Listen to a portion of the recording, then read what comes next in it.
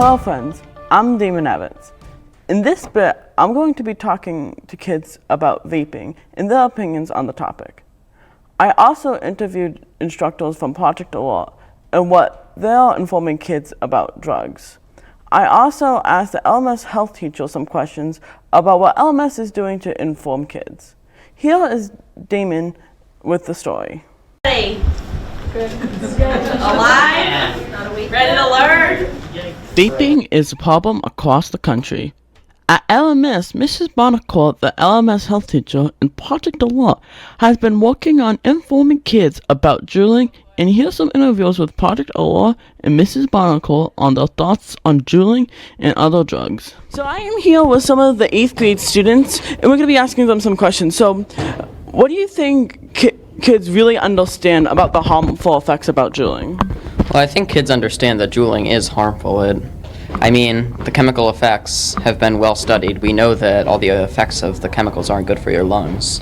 And I think that there's been adequate health education so the kids know that. That's good. So, what are some of the effects of vaping? Vaping is kind of like, there's lots of harmful effects that if you want to have children when you're older, it can have effects on them. And there's lots of different chemicals that can like really hurt you and can have you kind of like get really sick. And it's not really, I think that it's not like smoke and cigarettes, it's more like chemicals that people don't know about. And a lot of people think that it's like vaping is just like vapor, but it's really a lot of chemicals. What do you think other people think about vaping? Well, I think that it depends on who you're asking that question to, because it comes to like a lot of teenagers and stuff know that like vaping is bad for them, but they might do it anyway. Like, so they might have negative thoughts about it, but they still might do it because maybe they've just been kind of given the impression that it's cool. But I think mostly the impression among adults is that juuling is not good for any teenagers, especially if they have teenagers and that kind of thing. But I think that the general perception among adults is much more negative than it is among teenagers. Alright, do you think, so what about the advertisements? So what do you think about the advertisements with kids targeting vaping and juuling and that? Really, it's like a lot of people try to like, the way that they advertise it is to make it look like it's popular and that it's like cool. And I think that's why a lot of people, like a lot of teens vape, is because one, they're pressured to do it, and like it's kind of like almost like a popularity thing. Like a lot of people feel like they, in order to be cool, they have to vape, and like the advertising kind of supports that. Like they kind of like have people like who are like really pretty and models who are like juuling, which kind of like shows a bad influence on kids because that makes them want to be like the person in the advertisement. Do you have anything to add about juuling or vaping? Well, I just wanted to say that I think that it's important that we differentiate when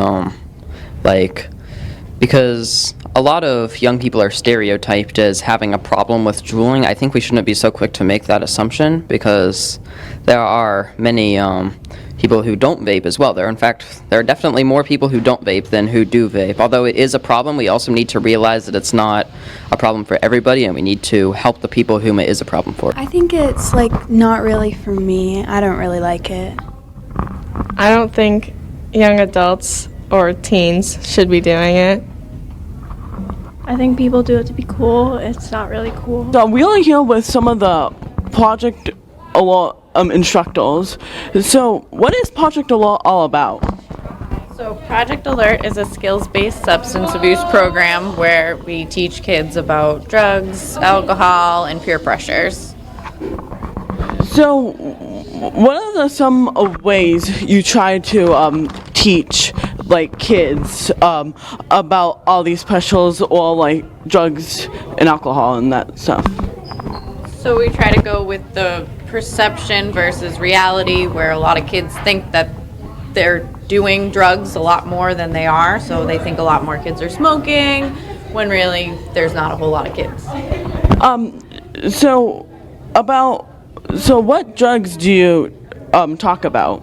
So we focus on cigarettes, tobacco use, marijuana, and alcohol. And we also focus on e-cigarettes and juuling. And what is the best part about Project Alone? I think my favorite part is getting to hang out with the students, getting to build a bond with them, and then hopefully if they have any questions or issues down the road, they can come to us with those problems. So what are your thoughts on vaping and drugs and Well, obviously, we tell you guys no. Say no to drugs, right?